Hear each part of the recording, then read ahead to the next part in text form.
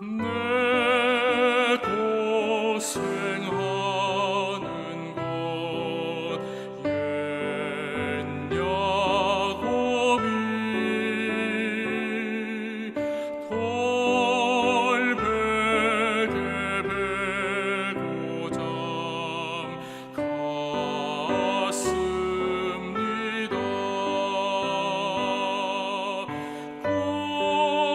꿈에도 소원이 늘 찬송하면서 주께 더 나아가기 원합니다.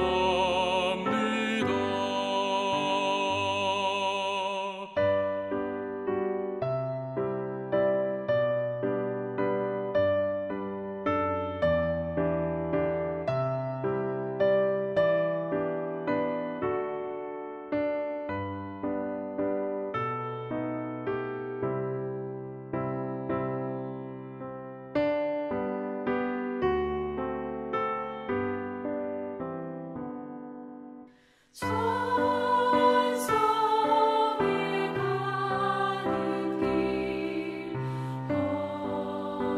험하여도 생명길 되나니 은혜로다. 천사 날 부르니 늘 찬송하면서 주께 더 나아가기 원합니다.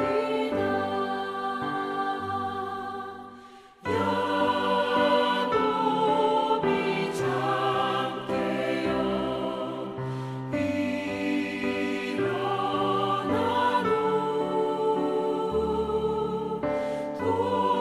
돌단을 쌓은 것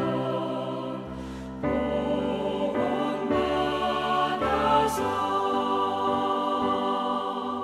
숨질 때 되도록 늘 찬송하면서 주께 더 나아가기 원합니다.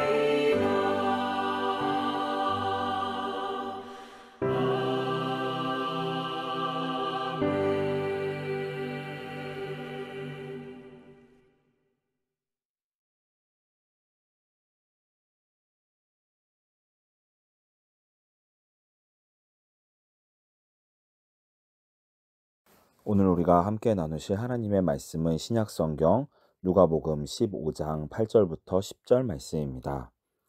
누가복음 15장 8절부터 10절 말씀. 제가 누가복음 15장 8절부터 10절 말씀을 읽도록 하겠습니다. 어떤 여자가 10 드라크마가 있는데 하나를 잃으면 등불을 켜고 집을 쓸며 찾아내기까지 부지런히 찾지 아니하겠느냐. 또 찾아낸즉 벗과 이웃을 불러 모으고 말하되 나와 함께 즐기자. 70 드라크마를 내가 찾아내었노라 하리라. 내가 너희에게 이르노니 이와 같이 죄인 한 사람이 회개하면 하나님의 사자들 앞에 기쁨이 되느니라. 아멘. 오늘날 많은 사람들은 경제학적인 관점으로 세상을 바라보면서 살아가는 것 같습니다. 어떠한 일을 하든 그 일을 하였을 때 얻을 수 있는 예상되는 결과를 따져보고 결과 대비 소용될 노력이나 시간 등을 계산하여 효율적이라는 판단이 들 때에만 그 일을 시작하는 것이지요. 이러한 관점으로 살아간다면 손해와 이익을 따져가면서 지혜롭게 살아갈 수 있을지도 모르겠지만 하나님 나라의 은혜를 깊이 경험하기는 어려울 수도 있을 것 같다는 생각을 해보기도 합니다. 왜냐하면 하나님의 나라는 효율성과는 거리가 먼 때로는 이해하기 어려운 방식으로 이루어지기 때문입니다. 오늘 우리는 하나님 나라의 비유를 통하여 거룩한 지혜를 가지고 살아가는 우리 그리스도인들의 삶에 대하여 함께 말씀을 나누고자 합니다. 오늘 우리가 함께 읽은 하나님의 말씀은 예수님께서 하신 세 가지 비유 시리즈 중에서 두 번째에 해당합니다. 누가복음 15장에 나오는 비유 세 가지는 모두 다 공통적으로 무언가를 잃어버렸다가 다시 찾는 것의 기쁨에 대하여 우리들에게 가르쳐 주고 있습니다. 그렇지만 이 비유들은 어딘가 조금 이상한 것처럼 보이기도 합니다. 우선 첫 번째 비유에서 목자는 한 마리의 양을 찾기 위하여 나머지 99마리의 양을 내버려 두고 먼 길을 떠납니다. 물론 다른 동료 목자가 있어서 나머지 양들을 돌봐줄 수도 있겠지만 어쨌거나 이러한 선택을 하는 것은 그다지 효율적인 것처럼 보이지는 않습니다.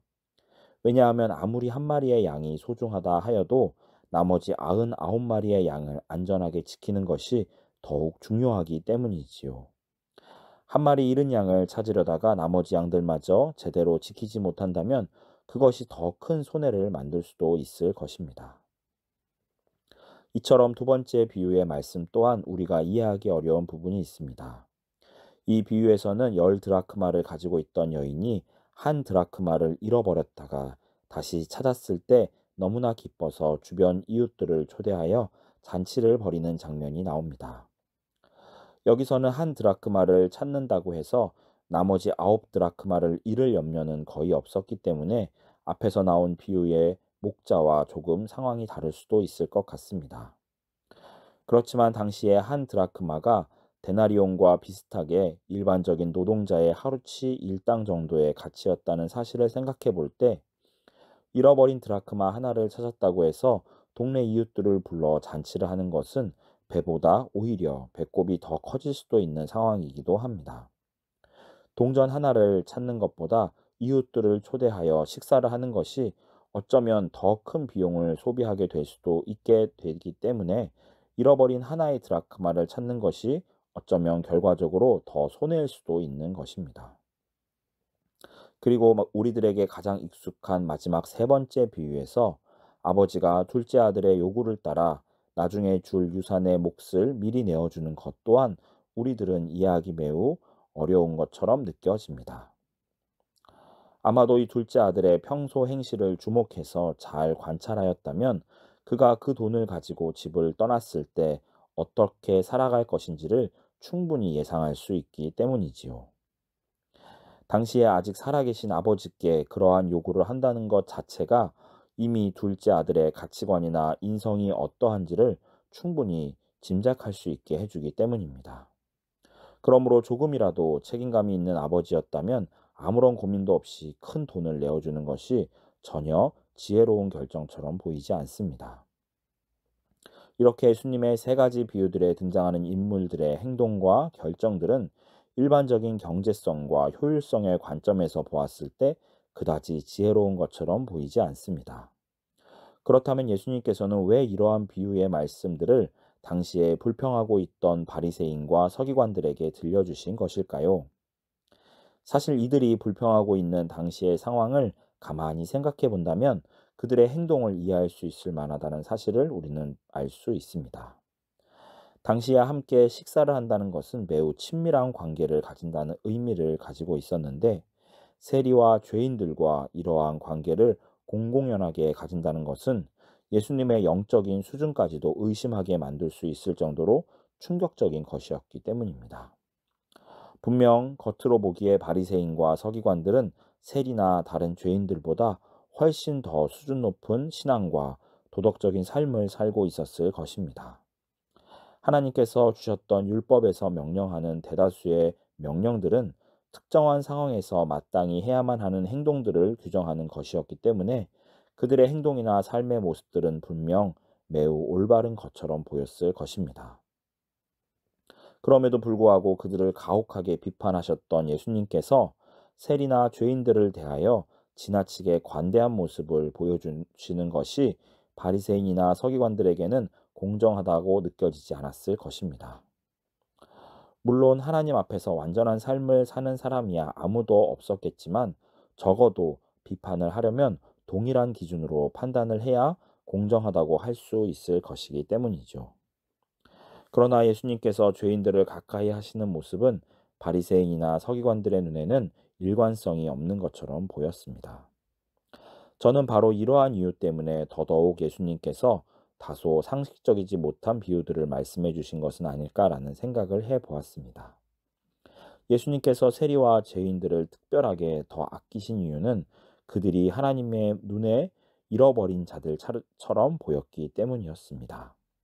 잃어버린 양을 대하는 목자의 행동은 결코 상식적인 것처럼 보이지 않습니다. 왜냐하면 그 한 마리의 양이 가지고 있는 가치와 소중함은 전체 양무리가 가지고 있는 가치의 1% 정도가 아니었기 때문이었습니다. 마찬가지로 잃은 동전을 찾은 그 여인의 기쁨은 그 동전이 가지고 있는 경제적인 가치와 결코 동등하지 않았습니다.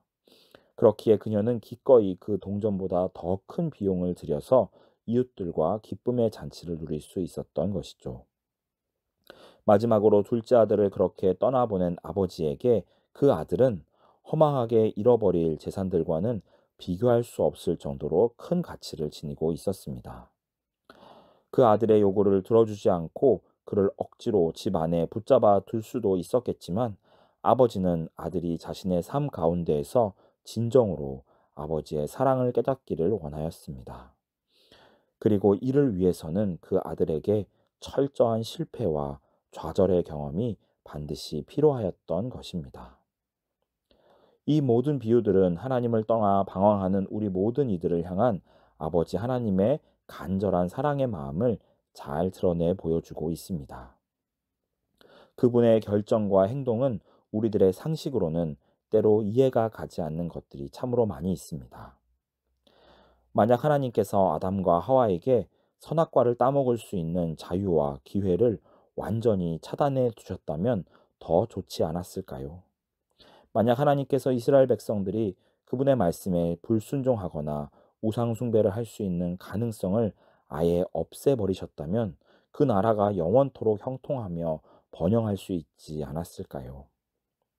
만약 하나님께서 우리 모든 사람들이 예수 그리스도께서 이루어 주신 복음을 도저히 거부할 수 없도록 만들어 주셨다면 더욱 좋지 않았을까요?